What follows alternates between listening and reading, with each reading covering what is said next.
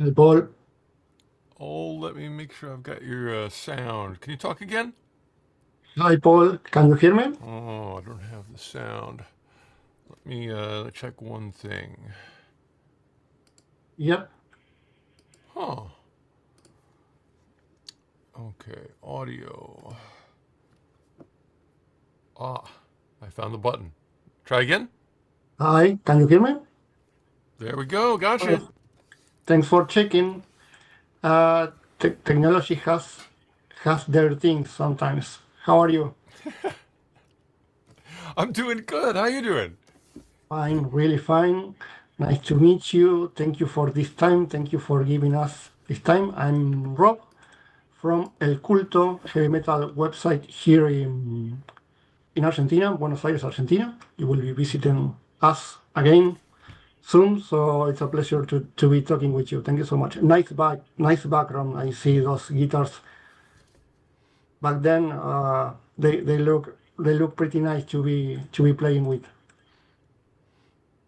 All Oh, right, well, that's my job, and I love my job. sure. It shows. It shows. Okay, Paul. Well, first of all, thank you so much for this time. For this conversation, if you want, let's start talking about your current activity. You have a brand new release, Grok, if I am pronouncing it well, Washington's Rule of Civility. What can you tell me about this record? It all started with a book that you were reading, right? Yeah, I wanted it to be really focused on melodies, and it's a lot easier for me to write melodies if I have lyrics to work with. And for some reason, I got the idea to get the lyrics not from my own mind, but from uh, an etiquette manual that was hundreds of years old. And I thought that's a strange idea, but I'm going to try it. And as I did it, it was wonderful. I really enjoyed the process, and the songs turned out. It was almost like having a collaborator, having a co-writer. Uh, so I really enjoyed my co-writer, this With etiquette George manual Washington. Yeah, of hundreds of years ago. sounds good. Sounds good. This record rock shows a very spontaneous and natural energy, or at least what I felt when I was listening. When you started working on this album, was there an idea or a feeling that you wanted to capture from the very beginning? Well, we recorded it live in the studio, Hmm? and that always makes things easier, as long as you have time to rehearse. And fortunately, I scheduled it so we had some pretty good rehearsal time. Uh, and so the band was ready. We all knew the songs, and so you can tell when you get it right. If you play the song and it's like, I'm not quite. You can just try it again. I really prefer it to overdubbing. It's just, with overdubbing, you don't know if it's right until it's too late, and then it's like, oh, we can't. That was so much work. We can't do it again. So you just have to kind of accept it. But with a live band, you can keep trying it and keep making small changes, and it's also the power of a team. Of having, because like the force of the four human beings all with a similar goal. To make the song come across really well. That's powerful. Uh, you mentioned that this record was recorded live, see, this album. Um, There is something special besides what you have said about are you trying to preserve in the live recording? Is it the personality of the moment? Is it the soul of the moment? Something about that? Well, I think one specific thing was a lot of the songs have tempo changes and groove changes. Mhm. Uh, and really, like the bands that I grew up that did that were like Iron Maiden, Black Sabbath, even the Beatles did a song like "Happiness Is a Warm Gun." each part of the song is really completely different than the last part. There's a lot of it just suddenly changes tempo, and if you do that with a live band, everybody can kind of find their way to that new tempo together, and it has a really nice flow to it. If you try to program that with a click track, it's a nightmare. Like it's I mean, you can do it, but it's really hard to make it feel right. So a click track is great. Like the whole song is the same tempo, and you just want to like get into this vibe, and it doesn't really change or have any events. But I like the word event. Like with my music, like here it comes. There's something exciting that's going to happen now. That's much easier to do with humans than with a click track. With a click track. Okay. Um, I think that every album ends up being a snapshot of a specific moment in a musician's life. What do you think Grok says about the Paul Gilbert of today? Oh, well, I was in a really good place when when I wrote it and recorded it. I actually I'm getting older. I'm 59 years old, and so I started to do. I hired a trainer to help me exercise. I don't have big muscles, but just to get my body in better shape. And I'd never done that before. I mean, I've gone to the gym before and stuff, but this time I had like a personal trainer who's like making me do stuff, and it made me feel so much better. Like it was like for just for my overall health and energy. I couldn't believe how much, and I was sore all the time. I was like, oh, my muscles hurt, because I was doing so much exercise. But it really cheered me up. It just emotionally, I was in such a better place, and I think creatively, I was in a better place. So, actually, just yesterday, I started with my trainer again. Like, as I get older, that's really important. Of course, it is always important to be trained to be healthy. Let me take you back in time because decades have passed since the first Mr. Big or Racer X albums. When you listen to that material today, do you feel some? It is pride. It is nostalgia. It is thinking about all the things that maybe you now think that you will do differently. Is there a special feeling when you go back to your early material, Mr. Big or Racer X? Well, I don't listen to the Okay. to my past recordings very very often. I used to. Like I think when I was in my 30s, I would just sit down and listen and really enjoy it. And I don't know what happened, but now I don't listen to that stuff as much.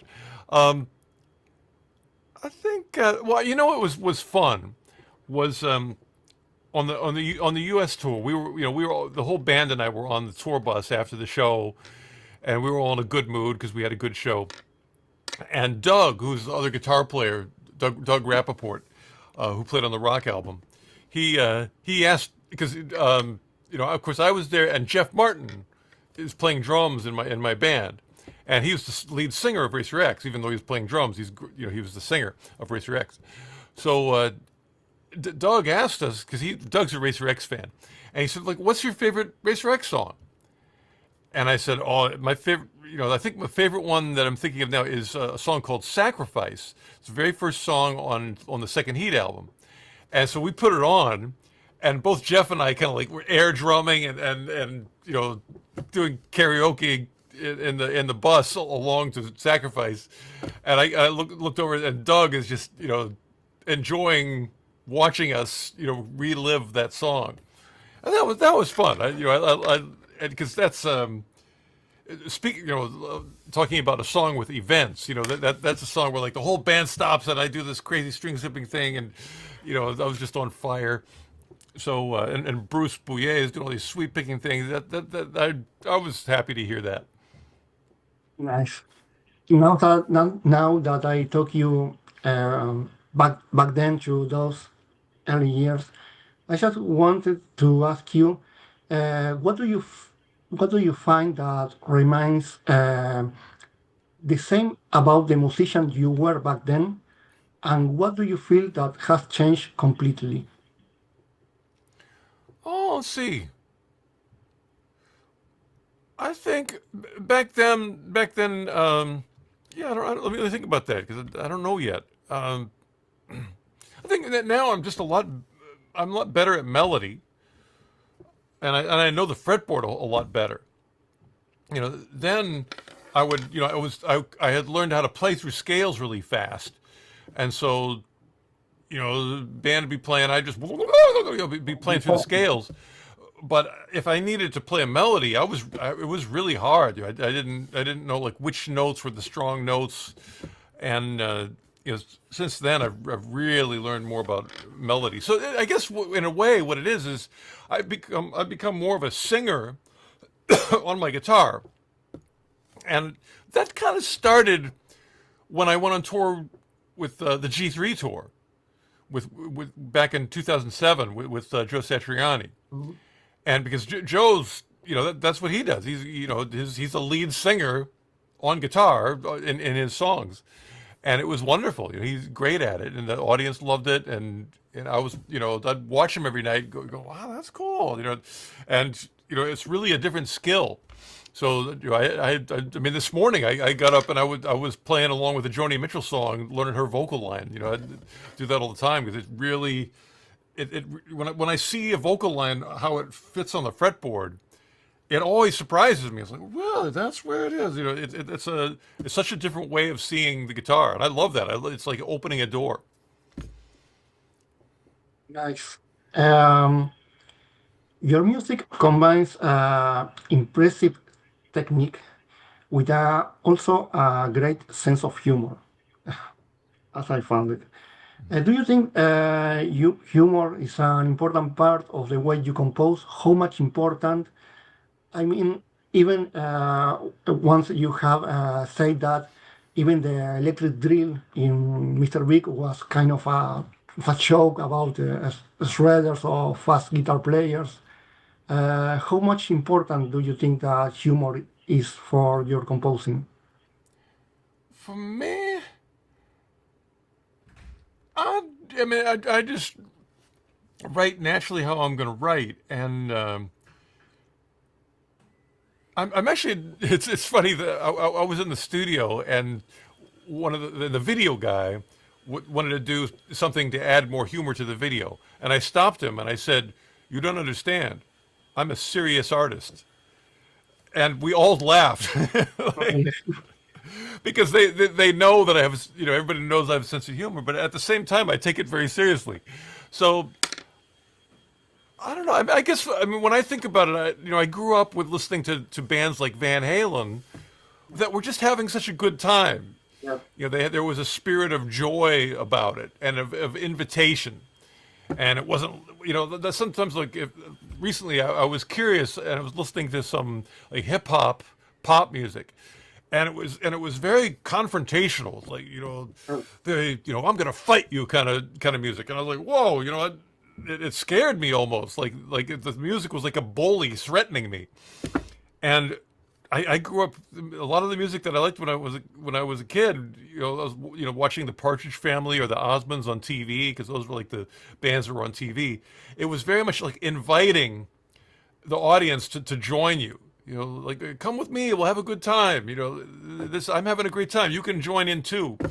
And so that was I think that's underneath it all. That's kind of what it is. I've got to do my next interview. It's been great talking to you. Just a quick question, just something you want to say to your Argentinian fans that are waiting here for your next show? Oh, I can't wait. I'm so happy we get to come back and play. Uh, the band is great. We're gonna have the best time in the world. We'll see you there. Thank you. Just a little favor, can you please say something to my website just to promote this interview? Just maybe What's it called? El Culto. El Culto. This is, Oh, cool. I am Paul Gilbert. This is El Culto. Something short like this Yeah. will be great. Hey, everybody. This is Paul Gilbert. Check out El Culto. It's the best. Thank you. Thank you, Thank Paul. you. Thank you.